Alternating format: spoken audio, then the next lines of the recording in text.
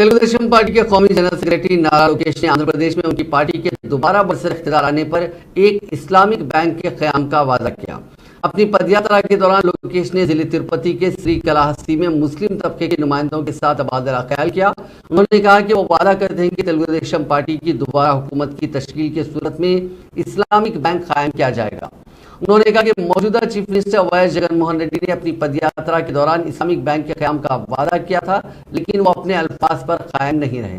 उन्होंने तेलुगुदेशम पार्टी के बानी एनटी रामाराव की जानिब से अक़लियती मालियती कॉरपोरेशन की तश्कील की याद दहानी की और कहा कि हुकूमत की तब्दीली के बावजूद गुज़िश्ता कई वर्षों से कॉरपोरेशन मौजूद तो है, लेकिन जगन मोहन रेड्डी के चीफ मिनिस्टर बनने के बाद उसे बेअसर कर दिया गया। उन्होंने मुस्लिम तबके से वादा किया कि तेलुगुदेशम को दोबारा इख्तियार मिलने पर कॉरपोरेशन का एहया किया जाएगा।